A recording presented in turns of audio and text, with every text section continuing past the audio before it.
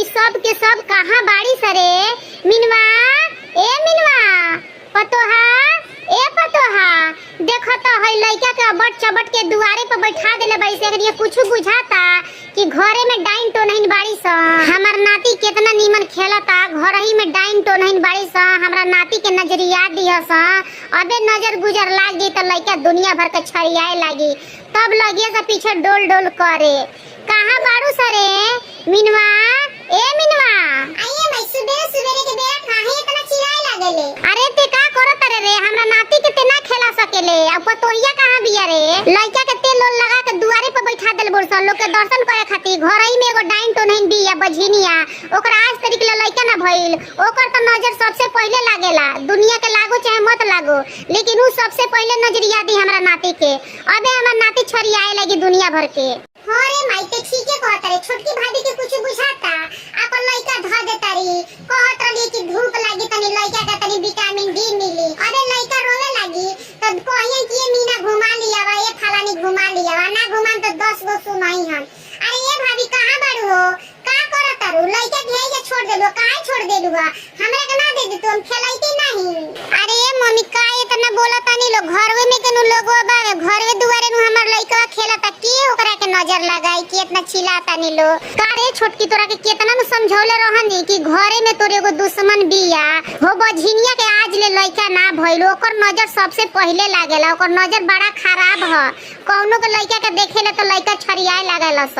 अरे मम्मी काहे एंगा कहतनी? लइका फइका होखल अपना हाथ में बा, सब ऊपर वाला नु करेला। अरे छोटकी हमरा के ज्ञान कम दे।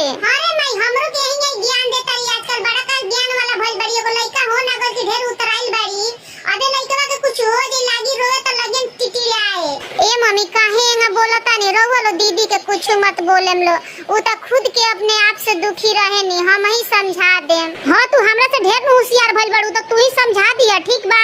हमर नाती रोवे के ना चाही, एगो त लाड़ दुलार से बड़ा हमर नाती भइल बा, एकर एगो छीक आवेला त हमरा टेंशन हो जाला। ओकरा बारे में तू हमरा के कमे सुझाव दी ह, उ कर में ऐसन कैलस कि वही पाप के कारण ओकर आज ले लइका ना भइल। जब से इजा उतरल नु तब से जेठे बड़े के कोनो कदर ना कैलस, जेठे त बड़े छोड़, एगो भगिना के ले उ कदर ना कैलस, अपमान कैलस, तो उ पापवा कहां जाई? ओकर के ना लइका होई? अरे ये मम्मी जाय दी, का बोलतानी? जौन भइल तौन भइल, अब देखी नी ना कितना पछतानी, कितना रोवेनी, छोड़ दी, हम समझा देम। अरे यारे बाझिनी ते मैया अंगना जानी, बैठा अंगना जानी, बैठान हो। अरे यारे बाझिनी ते मैया दुआरे जानी, बैठा दुआरे जानी, बैठान हो। बाझिन दुआरे पर खेले मोरे लाल लालनवा, नजर आई जई है हो। ए बाझिन अंगने में खेले मोरे लाल होरिलवा, नजर आई जई है हो। इतना बचन सुनी बाझिनी मनवा, मालिन भइले मनवा, धूमिल भइले हो।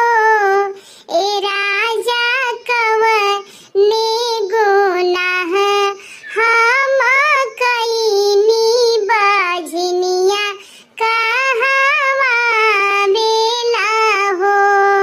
ए राजा कवने गुनाह हम कईनी, बाझिनिया कहवा बेला हो।